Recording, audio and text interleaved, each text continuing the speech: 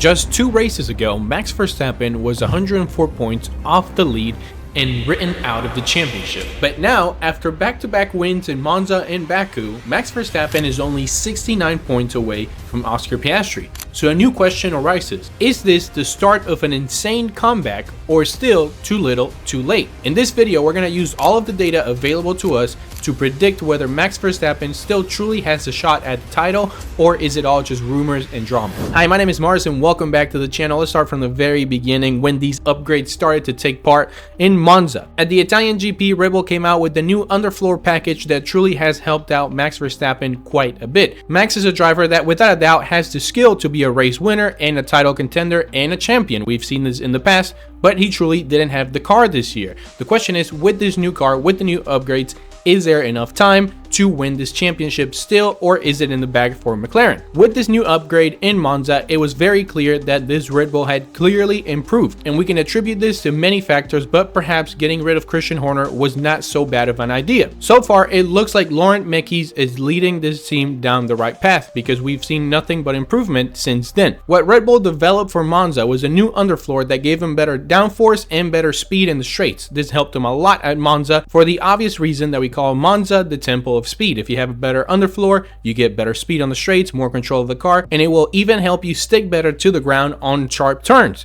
We saw this in Baku as well. That's the main reason why Max was able to win these past 2 races, and this is absolutely a huge feat for Red Bull and Max. All the credit goes to them, but I think what many Red Bull fans and Max fans tend to avoid or ignore perhaps is the fact that McLaren did not perform well, and that also helped Max quite a bit. Imagine if instead of having George Russell in P2 and Carlos Sainz at P3 at the end of Baku, we had Oscar Piastri in P2 and Lando Norris in P3. I think we would have been telling a whole different story right now, and this championship wouldn't have gotten nearly as close as it's getting now. Now, that was also a big blow for Oscar Piastri points-wise compared to his teammate and rival Lando Norris, because he DNF'd right at the beginning of the race. But here's the reality about Max Verstappen and just human beings in particular. I know you can relate to this. If you win at something, as long as you don't get comfortable and your ego doesn't go through the roof, if you stay calm and focused, that's more fuel to win even more. And I think we are seeing this with Max. He's gaining that confidence again. He is once again confident in that Red Bull car. And that's a big change that I've seen during his interviews, and especially when he talks about the leadership at Red Bull nowadays. And if we pay attention to the little details, we can even notice this in the fact that Max is now once again, even though he is winning,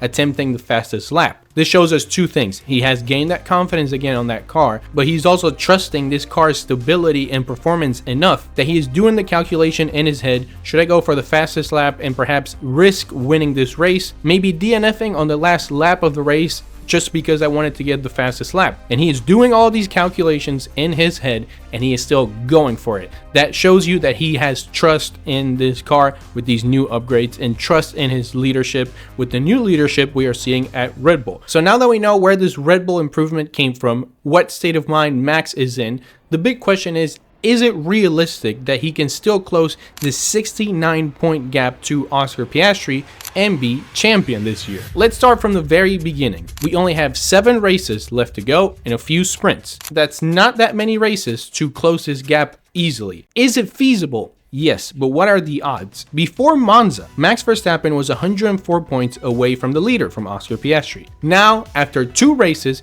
he is 69 points away. Let's say this repeats until the end of the year. Is that likely to happen? Probably not, but we are just practicing this scenario to picture what the rest of the year could look like if it went Max's way. So let's say for the next few races, Piastri has a few DNFs. Let's say if Max is lucky, for his end, Piastri has 3 DNFs. What are the odds? Extremely low. Piastri is a very good driver. Piastri is someone who so rarely DNFs, so I doubt this will happen. But let's say Piastri doesn't score that well and it keeps going Max's way. Well, if it goes exactly as the previous 2 races, he is closing down on about 30 points every 2 races.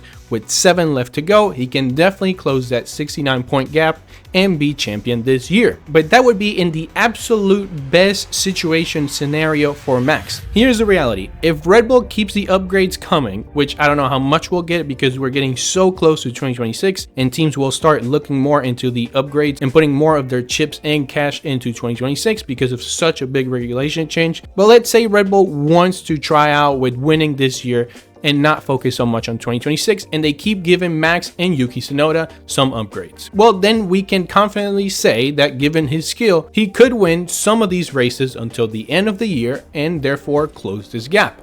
But how many of these 7 races does he have to win for sure to be champion? He has to win a minimum of 5 to close this points gap, and that is if the McLarens stumble here and there. That is the only way that Max Verstappen could be champion this year. That leaves us with the margin of error that's practically 0. Max Verstappen cannot make any mistakes for the rest of the season, and it's not just him, it's Red Bull, it's the mechanics, it's every single pit stop on point, on time. It's also counting on the recent mistakes that McLaren has been having at their pit stops, which realistically I expect McLaren to fix this quite soon. But here's something that we've all been noticing lately, because here is a final test for whether Max will be champion or one of the McLarens this year. Recently we've seen some cracks start to happen at McLaren. This is not a personal attack at McLaren or any McLaren fan. I don't have a preference between Red Bull or McLaren. I'm a Ferrari fan. But I'm telling you the truth. We saw this with Red Bull. When teams get to the top,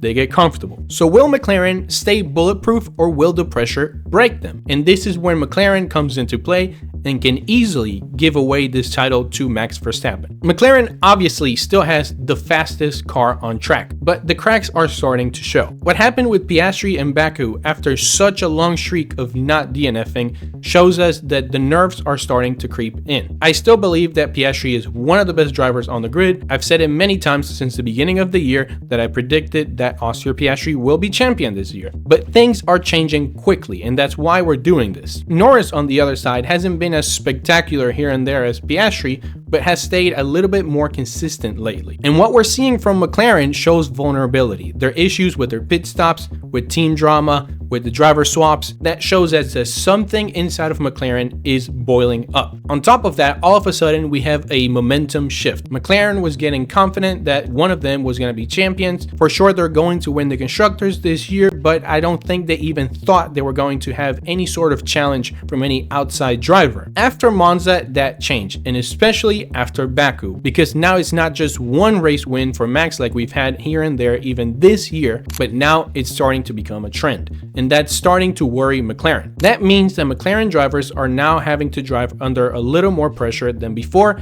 and definitely under more pressure than Max, because Max coming from 3rd place is not the same as defending 1st place for Oscar Piastri or trying to get to 1st place from such a close position like Lando Norris is, knowing that the media and the fans know that they're driving the same machinery and that this is a true comparison between these two drivers that will definitely define their future. So it definitely looks like McLaren morale at this point is slightly lower than it was 2 weeks ago. That doesn't mean that it's going to be like that for the rest of the year. But is that going to help Max Verstappen? That's for sure. Now the question is, with all of these things on his sides, what are the true odds of him pulling off this miracle? Well, let's start by looking at the season data that we have over here. What you're seeing to my left is a chart showing you the season progression driver points so far this year. Let's go ahead and get rid of all the other drivers and just compare the 3 that we've been talking about. As you can see, before we even get into the details, we can see that a trend here is starting to happen.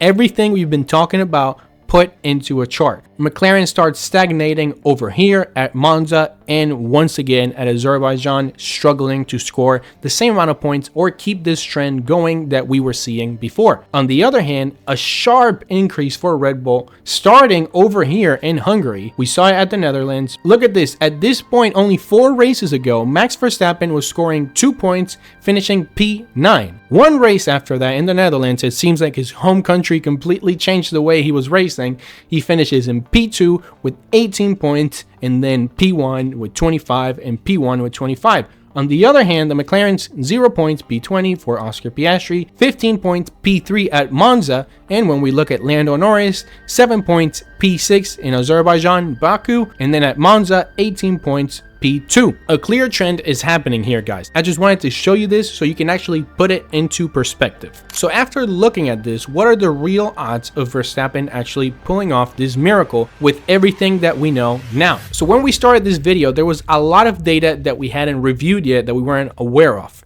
Now that we know all of this, let's take an informed guess of what are the odds that Verstappen can actually pull off this miracle. So I did some calculations and I came up with the 3 possible scenarios that we can see towards the end of this year. The best case scenario for Max Verstappen and worst for McLaren fans, the worst case scenario for Max Verstappen and the best for McLaren fans, and the realistic one, in my opinion, somewhere in the middle. Here is the best case scenario for Max Verstappen. If Max Verstappen wins the majority of the remaining races, McLaren suffers at least 2 DNFs or big mistakes, the title fight goes to Abu Dhabi. And I think not only is this a best case scenario for Max Verstappen, but also a realistic one. It's not like he's going to take the title before Abu Dhabi at the final race of the year, but that would be a very interesting and good title fight towards the end of the year. Now, Max Verstappen once again being the contender and perhaps being able to take it away from Oscar Piastri or Lando Norris like he did just a few years ago at the controversial Abu Dhabi GP, but that time against Lewis Hamilton. This could very well repeat again if this trend that we're seeing right now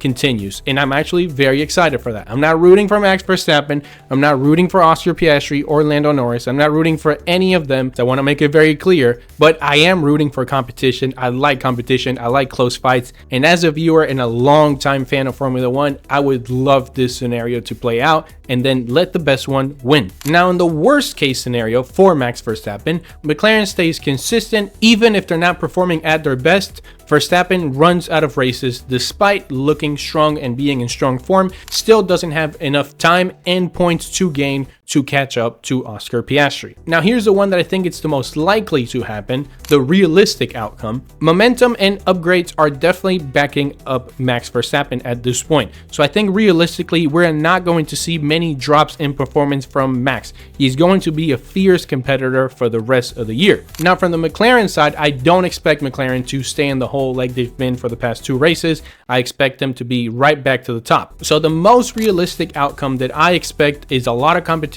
between these 3 guys, a very close ending, but I still expect Oscar Piastri to be the champion this year. Now, once again, as a viewer, a title deciding GP at the Abu Dhabi GP at the end of the year, maybe on the last lap, would be the ideal outcome, and I surely hope it happens, and then let the best driver win. Imagine if Max Verstappen, Lando Norris, and Oscar Piastri were like 1 or 2 points away from each other at that point. How nice that would be. So can Verstappen pull off one of the greatest comebacks ever seen in Formula 1 history? Based on our research that we just did, surely he can. Are the odds high? No, but would it be interesting to see? Absolutely.